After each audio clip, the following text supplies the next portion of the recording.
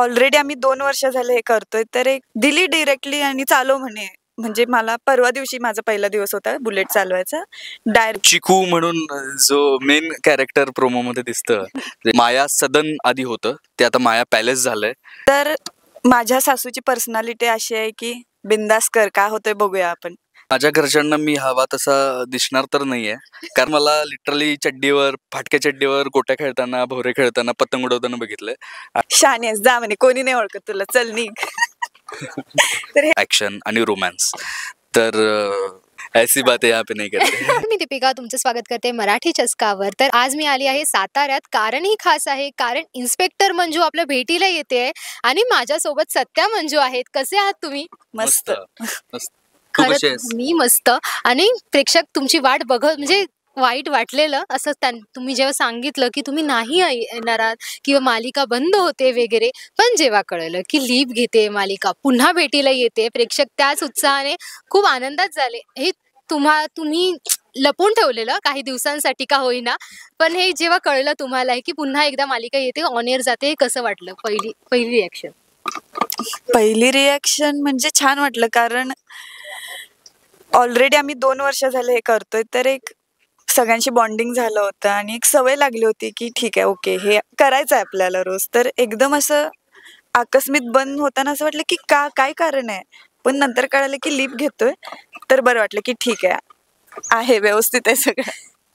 Satya surprising होतं आमच्यासाठी सुद्धा. आणि आम्ही पण प्रेक्षकांना सांगितलं नाही, कारण आम्हाला पण प्रेक्षकांना सरप्राईज द्यायचं होतं, त्यामुळंच त्यांच्यापासून लपवलं होतं. पण खरंच खूप छान वाटलं ऐकून आणि खूप इंटरेस्टिंग काहीतरी आम्ही बनवायचा प्रयत्न करतोय. आणि जेवढं तुम्ही आमच्यावर आधी प्रेम केलंय, तेवढंच आत्ताही प्रेम कराल याची शाश्वती आहे. नक्कीच. आणि आपण आता या व्हिडिओच्या बॅकग्राऊंडला बघतो, ही गाडी आहे, ही गाडी सत्याची आहे आणि थेट इकडे एक बुलेट आहे, ती नंतर दाखवूया आपण, जी मंजू चालवते स्वतः. मंजू, बुलेट चालवायचं कसं ट्रेनिंग झालंय एक्झॅक्टली? ट्रेनिंग म्हणजे मला बेसिक येत होती, बॅलन्स करता येते मला कुठलीही गाडी, तर दिली डायरेक्टली आणि चालव म्हणे. म्हणजे मला परवा दिवशी माझा पहिला दिवस होता बुलेट चालवायचा. डायरेक्ट चेसिंग सिक्वेन्स केला आम्ही बुलेटवरती. खूप जड आहे, पण कळेल तुम्हाला एखाद्या व्हिडिओ मध्ये कुठल्या तरी. लटपटतायत माझे पाय हँडल करता करता, पण सवय होईल हळूहळू. पण खरंच म्हणजे अगदीच दुसऱ्या दिवशी तू शिकलीस, मस्तपैकी फायटिंग वगैरे करतेस. हे जेव्हा तुला कळलं की आता मला बुलेट चालवायची, ही तुझी रिॲक्शन काय होती? नाही, मी खरंच घाबरले होते, पण या सगळ्यांनी सांगितलं काय नाही होणार, काही झालं तर आम्ही आहोत. ठीक आहे, चला करूया म्हणलं. अरे वा, किती भारी. सत्या, बिचारी ती रागवली आहे तुझ्यावर अक्षरशः, आणि तू म्हणजे फुल म्हणजे माझी बायको हीच आहे, ते असं क्यूटली ते तुमचं बॉन्डिंग आहे ना, ते अजूनही दिसून येते. हिच्याकडून पण ते आहे, पण ते नाही दाखवायचंय तिला ते नकोय असं एक कळून येते. पण हे सगळं करणं कसं वाटतंय आणि कसं ते आव्हान म्हणून पेलतोयस तू आता?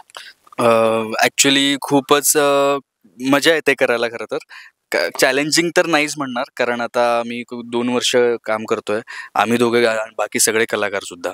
आणि जी काही केमिस्ट्री आहे आमची, ती प्रेक्षकांना आवडते. आणि ह्याचाच आनंद होतोय की आता ती केमिस्ट्री नव्याने तुम्हाला परत बघायला मिळणार आहे आणि त्याच्यात नवीन नवीन गोष्टी ऍड होणार आहेत. तर आम्हाला करायला सुद्धा खूप मजा येते, तर तुम्हाला बघायला खूप मजा येईल. नक्कीच. आणि मालिकेत जेव्हा प्रोमो पहिला आउट झाला, कसा शूट झाला प्रोमो, आणि तो कुत्ता क्यूटचा आला, क्यूटू, आणि ही घाबरली. तू खरं कुत्र्यांना घाबरते का? नाही, मग मंजू घाबरते. कसा शूट झाला त्याच्यासोबतचा हा प्रोमो? ऍक्च्युली चिकू म्हणून जो मेन कॅरेक्टर प्रोमो मध्ये दिसतं, ते एकदम छोटूस एवढंसं कुत्रा आहे, ते मुंबईवरून आलं होतं ते खास शूटिंगसाठी. आणि आम्ही दोघं साईड कलाकार होतो, त्यात सहकलाकार होतो, आणि मुख्य पात्र चिकू होता.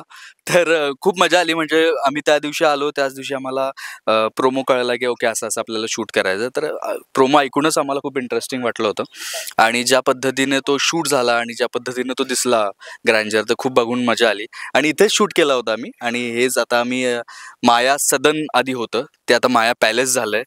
आणि त्यातून तुम्हाला एक अपग्रेडेशन काय झालं हे कळलंच असेल, आणि त्यामुळे मजा आली त्या दिवशी शूट करताना.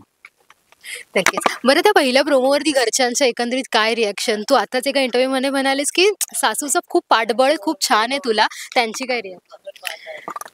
खरं तर माझ्या सासूची पर्सनॅलिटी अशी आहे की बिंदास कर, काय होतंय बघूया आपण.